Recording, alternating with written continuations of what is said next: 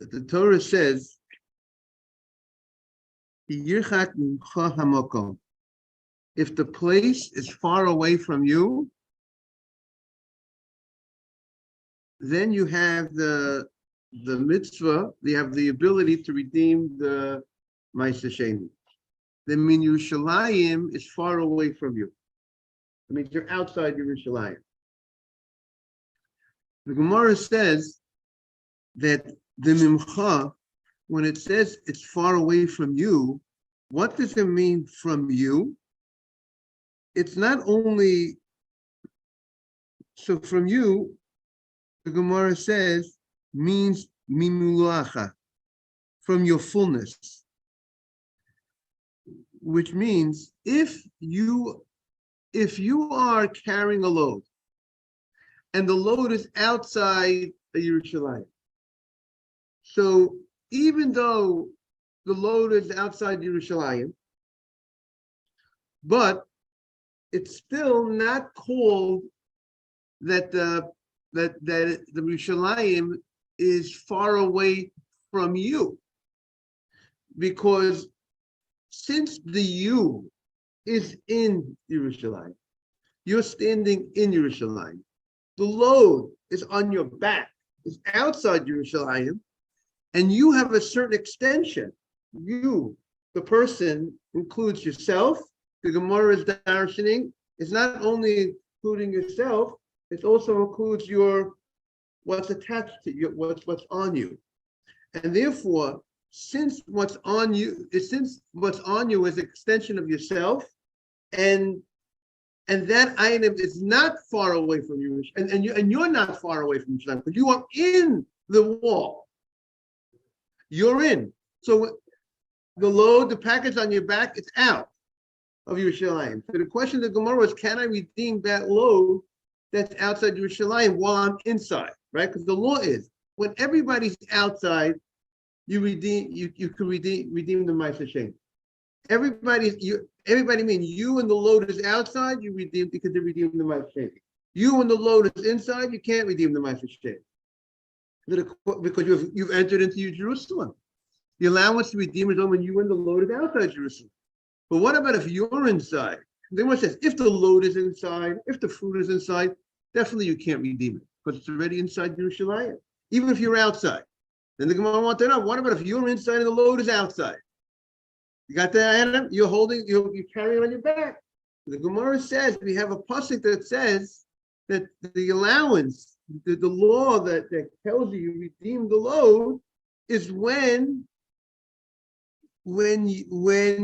you are outside of Yerushalayim. And who is the you? The you is not only, so when it says when you're outside of Yerushalayim, when we say when Yerushalayim is distanced from you. So the Gemara says,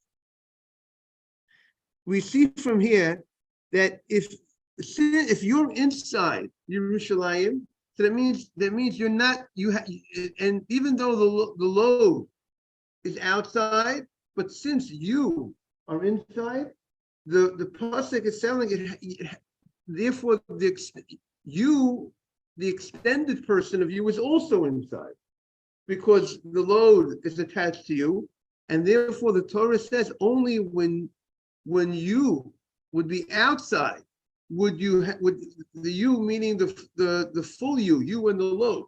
But if you're inside, then the load that's on top of you, out on your back, is part of you and has a status of being inside. That's what the Gemara is saying.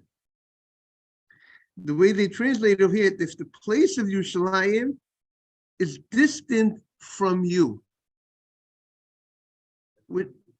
that's when you could go ahead and redeem it. And since the from you means you and your extension, and since your extension is inside, your extension is attached to you, and therefore it'll have the same halachic status of you, and it cannot be redeemed. That was the last thing that the Gemara says. Now,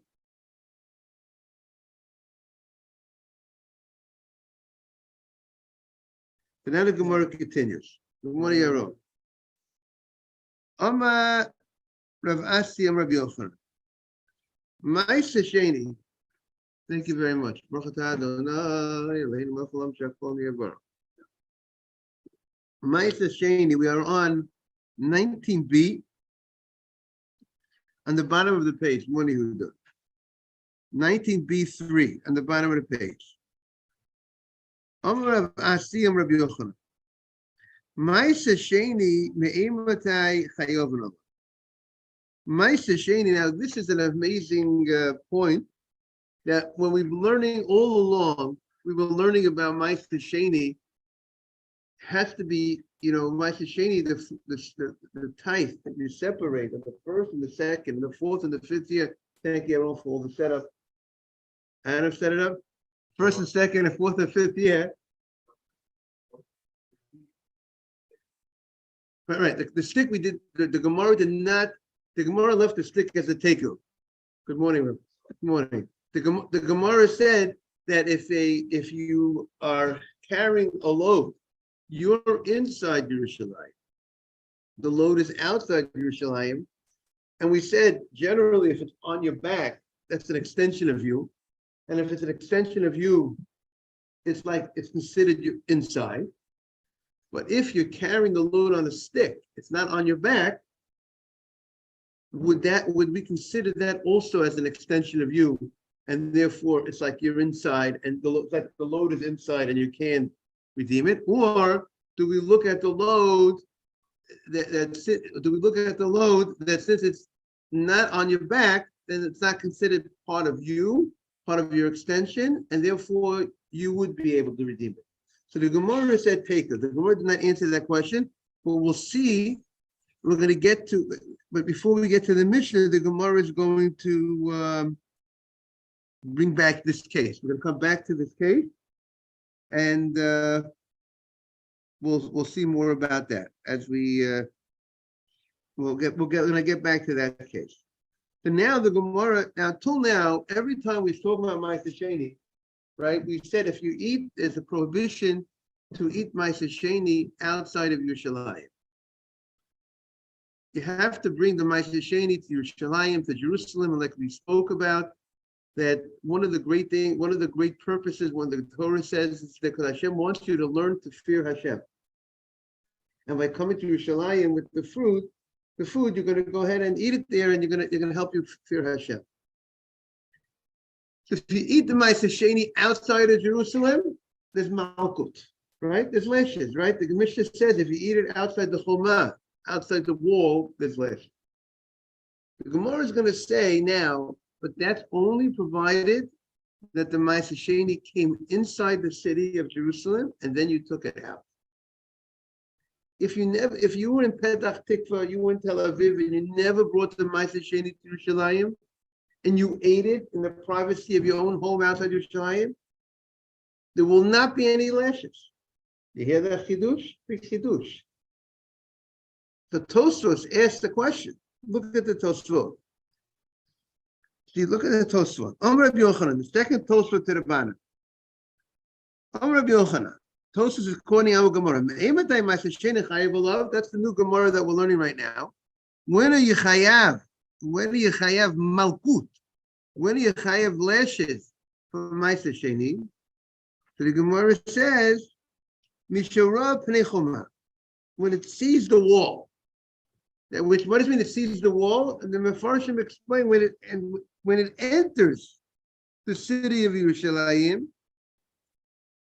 And Rashi explains that when the Mishnah says you get lashes for eating Ma'aseh Sheni outside Yerushalayim, that's when you brought it into Jerusalem and then you brought it out. Got it? Everyone hear this chidush? Lashes is only if you went inside the wall with the Ma'aseh Sheni that you had separated and you brought it back out. You hear that? You hear that? But if you didn't go inside the wall with the Ma'aseh Sheni, you stayed outside the whole time, and you ate outside, there's no malkut, there's no lashes. And that seems to be the halakha. Once you get into the city, once you get into Jerusalem, any part of the old city, and then you brought it outside the city, then and you ate it outside, then he's subject to lashes. It seems the wall city. Now, the Tosfos says what Tosfos says. You look at Tosfos. Look at the Tosfos. You have the Tosfos, second Tosfos to the bottom. Mishi roa pnei choma, mishi yira pnei habayit. The Tosfos says v'kasha. He has the question. The kivan sheyira pnei habayit. Tosfos' text of the Gemara is yira pnei habayit, which means also referring to. You have to go ahead and see. Meaning that's referring to being in Jerusalem. That means you're ready to Beit HaMikdash. You're in the area that could see the Beit HaMikdash. Even the Kolosh Yipnei Hachinami the Mutalach Hut. It's also saying you're able to eat it outside because you can't come in. Why do we ever need to redeem Ma'aseh Sheni? Right? There's a law. You redeem Ma'aseh Sheni. What do you got to redeem if you want to go? If you want to eat your fruit, right? You're out. You have all these crops. You have the wine. You have the olives. You have the wheat, spelt, oats, barley, and the 5 grains, which we're going to see. There's a major question: what foods are subject to Ma'aseh? We spoke about the Torah talks about wine, oil, and grain, which will be the 5 grains. That's Chayav in Maaseh min Torah. There are those that say that not only is some say all the 7 fruits of Israel are also Chayav min Torah, even the pomegranates. And others say all fruits except vegetables will be Chayav min Torah in Maaseh. There's a whole discussion. We're going to see more about it coming up in the Gemara. Stay tuned. We're going to talk about the figs. But getting back to our point, so Tosfos asked the question, why do you ever need to redeem Ma'aseh Sheni? If the whole prohibition of Malkut is only if you brought it inside and then you came out, so let a person take their grain, their grains, their wine, and eat it outside Yerushalayim. Don't bring it to Yerushalayim and eat it. You don't need to redeem it. According to the way seemingly that's what Tosfos is asking the question. If you only get subject to the lashes to Malkut when you bring in the Ma'aseh Sheni in, and then you take it out, so don't bring it in and just eat it outside. If we always say if you want to eat the fruit outside, you have to redeem it first, right? Once you redeem the fruit, the sanctity of the fruit goes onto the coins. You bring the coins to Yerushalayim, and then you can eat the fruit. What do you got to redeem it for? Just eat it outside, and just don't ever bring it in. Until you don't bring it to it's not subject to the lash. The Malkut is only when you put it inside Jerusalem, and then you took it out. Tosfos just. It's still Ma'aseh Sheni, called Ma'aseh Sheni, but there's no lashes unless you brought it into Yerushalayim, and then you brought it outside Yerushalayim. So why do I ever gotta go ahead and redeem it? I could just go ahead, just not bring it into Yerushalayim and eat it as is. And the Gemara explains what Rabbi Yochanan explains. When did the person get lashes for eating Ma'aseh Sheni outside the wall? Only if you took the Ma'aseh Sheni that was outside the wall, you brought it inside Jerusalem, and then you took it outside of Jerusalem. Got that, Aaron? If a guy never enters Jerusalem.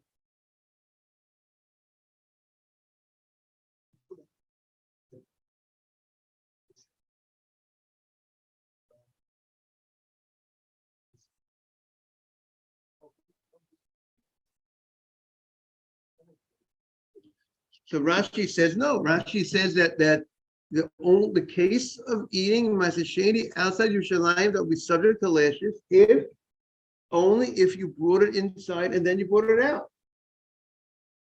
So Tosfos answers the following: it's true that there's no lashes if you never entered Jerusalem with the Ma'aseh Sheni. and you ate the Ma'aseh Sheni outside of Jerusalem, there's no lesson. But there's still a violation of an aseh. You violated a mitzvah aseh. But the Torah says, I want you to take the food into Jerusalem. The Torah says, take the food, the Ma'aseh Sheni.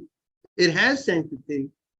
It needs to be in Jerusalem. So if you eat it outside of Jerusalem, it's true you don't get lashes if you never brought it into Jerusalem and then took it out, but you still are violating mitzvah aseh of the Torah. And that's why, in order to prevent you from violating a positive commandment of the Torah, you need to go ahead and redeem it if you want to eat it outside of Jerusalem. You hear Tosaf's answer, Mr. Safdie? Look at Tosaf's answer. Yehuda, you got it? The Shloma, the second to the bottom, Tosfot, and the answer. The Vadai Lekala. You got it, Adam? There's definitely no negative prohibition. There's no lo satseh. There's no don't on the deal if you never brought it into Jerusalem. However, of a say, but a positive commandment, there's a violation. There is. The Sartai Kesef B'Yotam. Torah says, I want you to go ahead. If you're outside Jerusalem and you want to eat it, you have to put it on, redeem it onto coins. Of a below Padiyah, but if you do not redeem it low, you don't have a right to eat it. But you don't have a right to eat it without redemption is an assay. If you go ahead and you do it and you eat it without redeeming it, you're violating an assay. Just like there's a mitzvah assay to put on tefillin every day. A person doesn't put on tefillin every day, he's not violating a los assay. The Torah doesn't say you should not go a day without tefillin. The Torah says you shall put on tefillin. Shartam lo dayadecha. You put on tefillin. Not putting on tefillin is a violation of the assay. So that's the big sin, not fulfilling the positive commandment of the Torah. But it's not subject to lashes, the malchus. That's what Tosfos says. Okay, back in the Gemara. So the Gemara says, Amar Rav Asi and Rabbi Yochanan. Here comes the big chidush that we just said today. Amar Rav Asi and Rabbi Yochanan, 3 lines into the white lines of the Gemara. Ma'aseh Sheni me'matay chayiv v'nalav. When are you chayav for Ma'aseh Sheni? If you ate it outside of Yerushalayim, Mishara Pnei Choma. When the Ma'aseh Sheni entered inside of the walls of Jerusalem, and then you took it out of Jerusalem and you ate it outside of Jerusalem. That's when he's chayav. And now the question is, where does he get this amazing chidush? Where does he get this? What's the source for this halacha? So the Gemara says, the Makros. The pasuk says, "Lifnei Hashem Elokecha v'chlena Gemara Yosef." The pasuk says, "You shall eat it in front of Hashem," which we said that means that's Yerushalayim. Gemara Yosef. Yerushalayim is called in front of Hashem, right? We said the Shechina is there, the Mikdash is there. Lifnei Hashem Elokecha. Uksiv, and the pasuk right nearby, right beforehand, the Torah connects these two psukim. Where you shall eat it in front of Hashem, Yerushalayim, to the pasuk says Lo sucha le'achol b'sharecha, and the pasuk says, I don't want you to eat this Ma'aseh Sheni outside of Jerusalem, in your own private gate. Wherever you live, in Petah Tikva, Rishon LeZion, Tel Aviv, don't lo sucha le'achol b'sharecha. I want you to eat it where? L'fnei Hashem Elokecha. So he's understanding the connection, the smichut. The Torah putting these two psukim next to each other is teaching us that this prohibition of don't eat the Ma'aseh Sheni outside of Jerusalem is specifically in the case when you already were L'fnei Hashem Elokecha. When you, what? Because by the connecting these two psukim. Because the pasuk puts this pasuk, L'fnei Hashem Elokecha, right next to this pasuk of, and I saw one of the Mefarshim explain that the pasuk says, Vavetim shama, the pasuk says already, previously in the Torah, that you bring to Yerushalayim vesmatra sechem v'achaltem sham. There's a previous pasuk in pasuk Vav Zayin tells us that you eat the Ma'aser Sheni where? In Yerushalayim. There's a pasuk that tells us that, right? You bring it there and you eat it there. Then the Torah again repeats itself, seemingly repeats itself in pasuk Yudchet by saying Lifnei Hashem Elokecha Tuchlenu. Why does the pasuk repeat this mitzvah saseh of eating Ma'aser Sheni in Yerushalayim? Again, Mr. Staff, do you hear the question? We have two psukim that are telling us the same thing. That where do you got to eat the Ma'aser Sheni? In front of Hashem, Hashem Elokecha. Again, one of the two psukim. We have one pasuk is pasuk Vav Zayin and Devarim, which says Vavetim Shama, you bring over there to Yerushalayim, is a pasuk. And then we have another pasuk that says, again, you bring the Ma'aser Sheni to Yerushalayim. So why the repeat of the two psukim? Is that a great question? The Torah doesn't need to repeat itself twice. We're in Devarim and it's in the same parasha. It repeats itself. The idea you have to bring it to Yerushalayim. So Rabbi Yochanan understands that the Torah is teaching us by repeating this mitzvah aseh right after the Torah tells you don't eat it. Bisharecha, the Torah says don't eat it bisharecha, and then the Torah says eat it in Yerushalayim. Why are you telling me again eat it in Yerushalayim? You already told me to eat in Yerushalayim. So because the Torah, by telling us eating in Yerushalayim, is coming to clarify what the pasuk, when the pasuk tells you don't eat it outside, is because I'm talking about what am I telling you? Don't eat outside. Something that was brought into Yerushalayim. That eat it in Yerushalayim. That means when you eat it in Yerushalayim, the food that Ma'aser Sheni that's brought into Yerushalayim, you should eat it there. And don't take it out. And this explains. Don't eat it outside. What shouldn't you eat outside? This food that was supposed to be eaten inside Yerushalayim. Good morning, Mr. Haber. And you took it out of this food is supposed to be there in Yerushalayim. So the Torah says, don't eat it where outside Yerushalayim.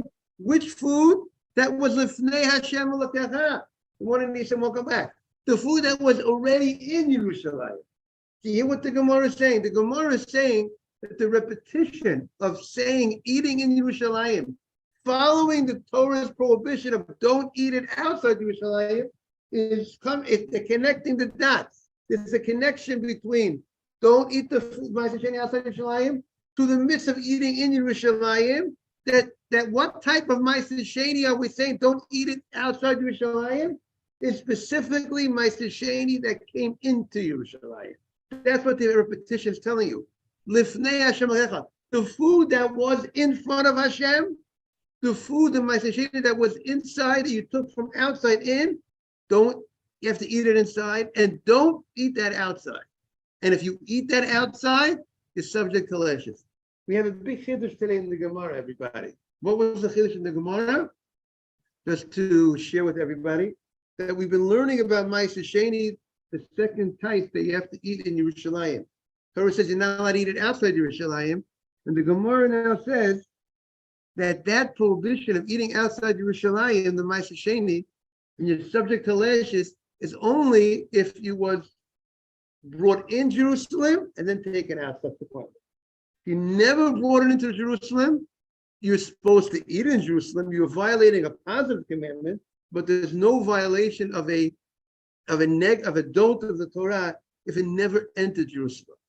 If it stayed always outside, then you're supposed to bring it inside. But if you stayed outside, you ate outside, you don't get lashes unless you took the food that was outside, you entered Jerusalem, and then you brought it out. Okay. Now the Gemara has a meitivei. That's what the Gemara says. How do we know that? Rabbi Yochanan says, we're going to read it inside.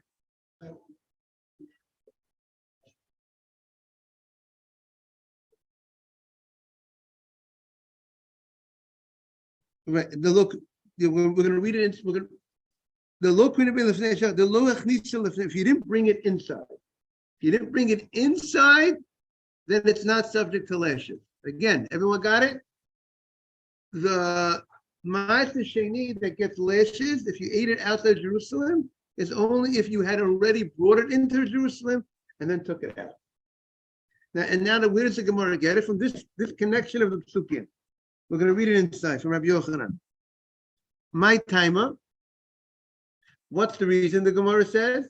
The Amakra, the Pasuk says, Lifnei Hashem Elokecha, Tochlenu. We are on 19b, 19b4, 19b4, the top of the page. The Amakra, the Pasuk says, Lifnei Hashem Elokecha Tochlenu. I want you to eat the Ma'aseh Sheni in front of Hashem in Jerusalem. And it says right before, Lo sucha lecha b'sharecha. I don't want you to eat it outside of Jerusalem. So kol heicha de karina be lifnei Hashem Elokecha Tochlenu.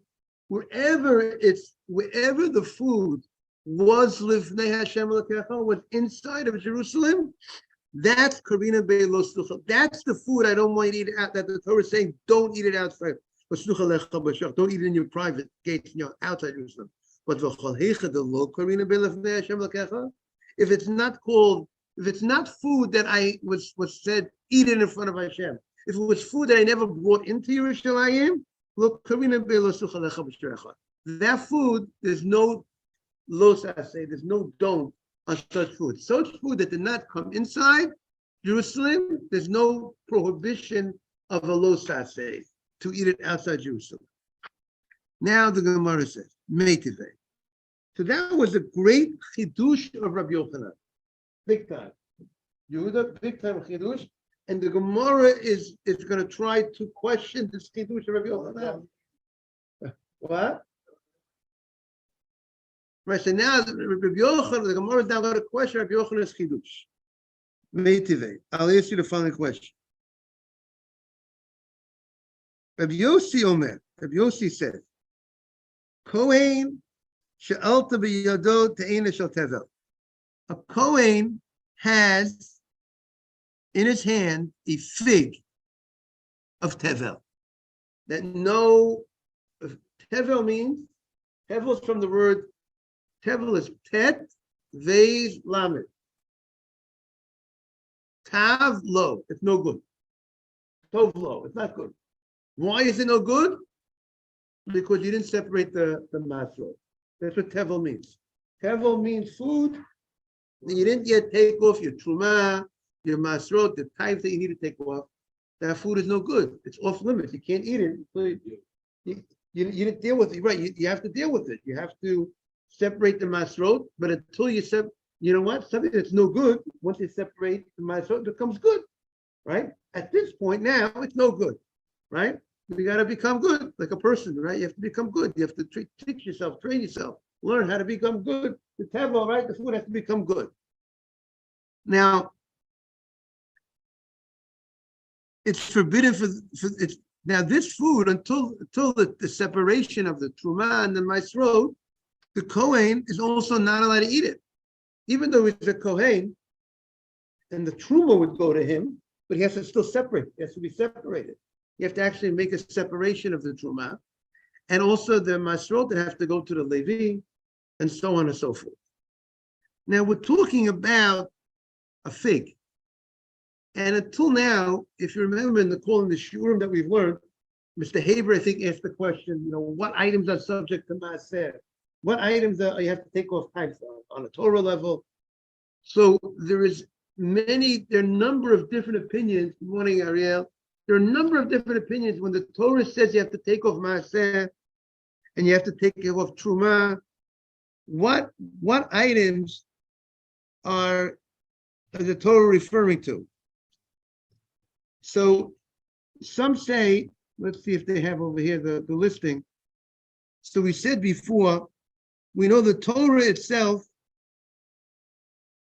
talks about, the Torah talks about the Gancha, Piroshcha, V'Yitzarecha.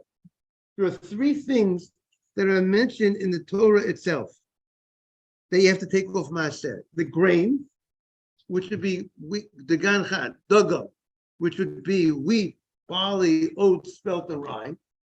Any of those 5 grains you would have to take off Maaser. And there's also Tiroshcha is your wine. V'Yitzarecha is your oil.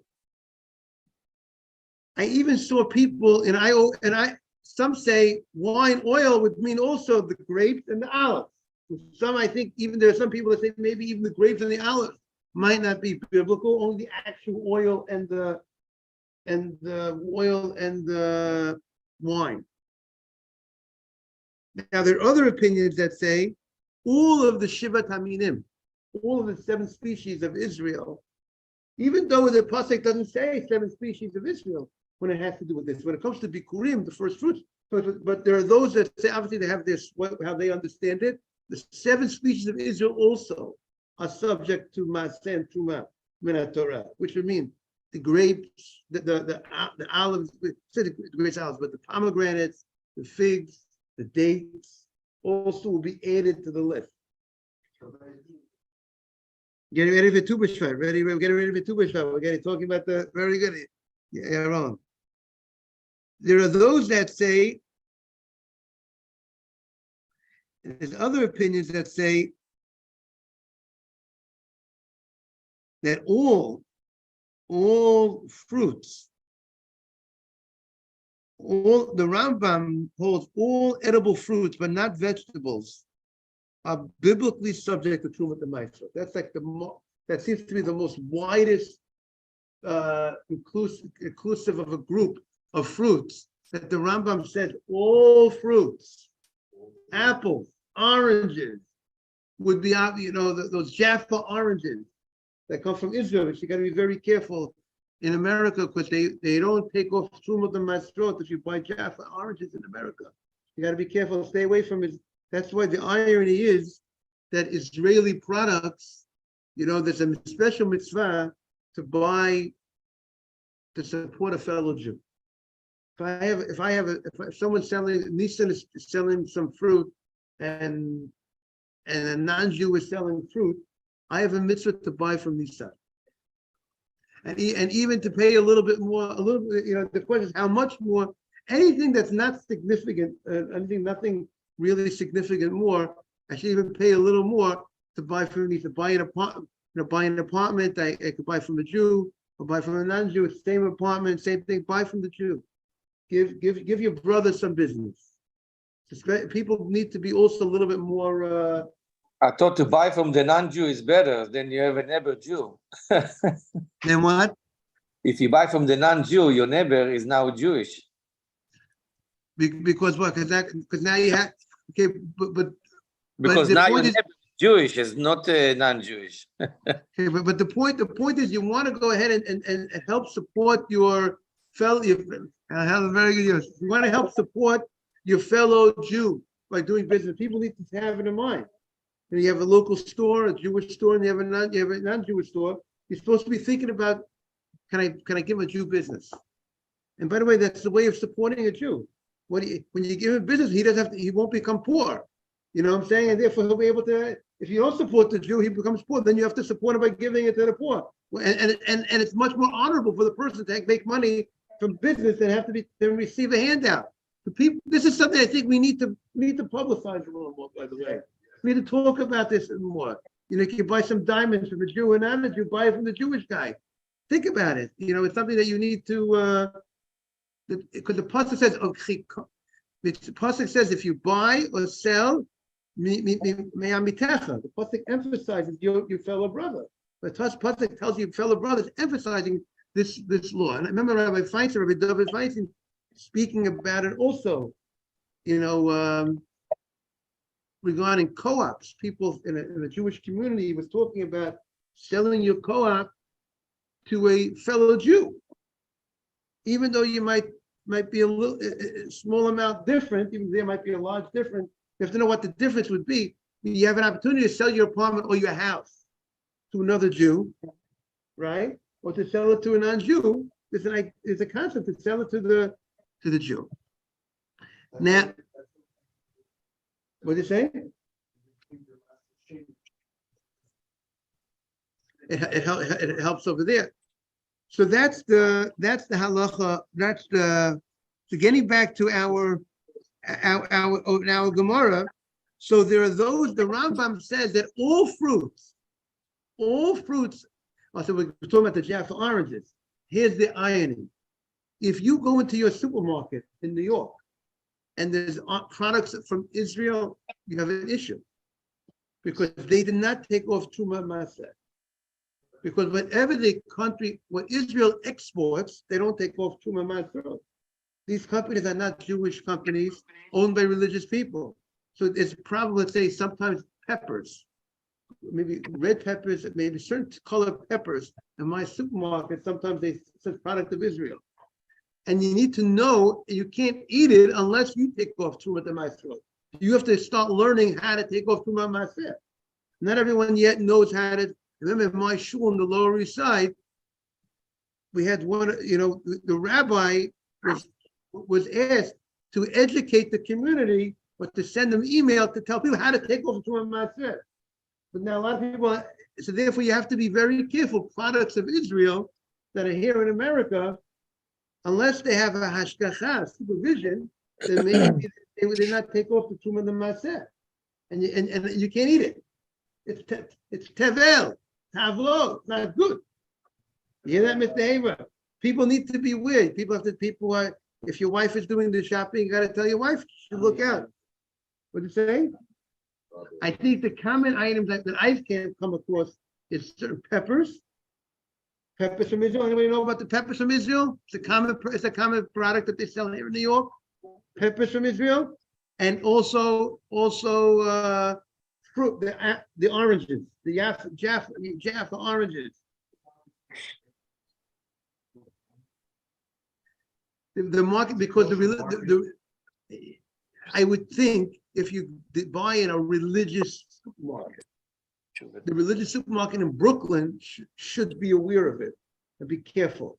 They would know. They would know not to. But if you're buying at Trader Joe's, you're buying in Fine Fare in a non-Jewish supermarket, then you'd be. I would hope that the religious supermarket, someone had brought them to the attention of the manager, and the manager should hopefully know. In gourmet galat, they should hopefully know about this. Ariel, you wanted to say something? No, you look. You should look. You know what? It's very important to know where the product is coming from. If you're dealing again, you can look up what. Right. So far we identified two products. We identified peppers and oranges. Those are two products. Now we have to find out. We have to find out which other. We should find out. You can Google what are the common Israeli products that are sold in the market. Right, Yehuda? We got a man. He's going to look it up. What are the common products that are sold in the market? What? Nectar from Israel? There's nothing to do with Shemitah. This is every year. This is Trumot and Masrot. That there's a requirement to take off Truma Maseh. They do it. They did. In Israel, they take care of the Truma Maseh. They separate. They take care of it. If you're in a religious community, you go to the store, the religious store in the community, they take care of it. If you go to a market and the Arabs are selling in a market, they're not taking care of it. But if you go, what? Let's hear about the peppers. Let's hear about these things. So olives, zucchini, avocado, dates, oranges, lots of different things like lentils and chickpeas. That's a lot. It's a lot of stuff. Those are all very. That's what he wrote. And what are they? What about the peppers? They gotta have the pepper. They gotta talk about the peppers. I've seen the peppers. Said product of Israel. I've seen that my place has the peppers of Israel. It's the yellow, which one was it? The yellow, it's a certain color. The yellow, yes, not the green. I don't think it's the green pepper. I'm not sure. You have someone, I'm waiting for the peppers. That's a lot of products. Right, that's a lot.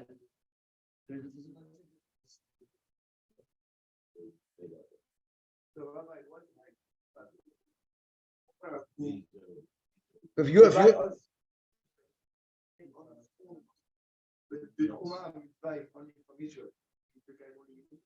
no, again, but if the food grew in Israel, no, not when the food that they export, they don't, meaning this food that you're getting in the market,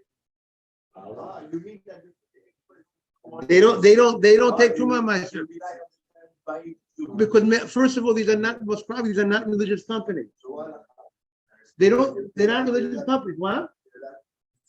I think they would have to supposed to have taken off, but they're not religious. And Israel, the government of Israel does not require the companies that are exporting to America to take off Truma Meiser. Did you find the peppers? You didn't find the peppers. Which peppers? 45. And which peppers? Okay. We need to be Rabbi, all the dry fruit are coming from Israel. Bell peppers? What doesn't say color? Bell peppers. What about all the dry fruit? He mentioned some dry fruits. Okay, so beware. We got to find, nowhere, not country, today, anything you buy, it says on the box, where did it come from? But a lot of times the loose items, you don't look at the, if you're not in the supermarket and looking at the container where it came from. I must look it up. I would think so. They don't list. They're on this. Okay, look it up. Okay, have a great day, everybody. So what you should do, Rabbi, then? So there's a process how to do it. You have to how to separate it properly. On dry fruit as well? Well, yes, it's the same. It's fruit. Will it say on the package if it's been masrot or not?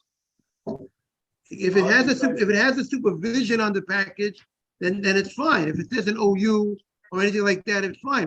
But if anything is, but take a you too. But so if it's over OU, it's fine. If it has an OU, any has supervision means they dealt with it. Right, correct. Okay. Have a great day. Thank you. Have a great day, everybody. Thank you. Bye-bye. Take care, Mr. Vitesh.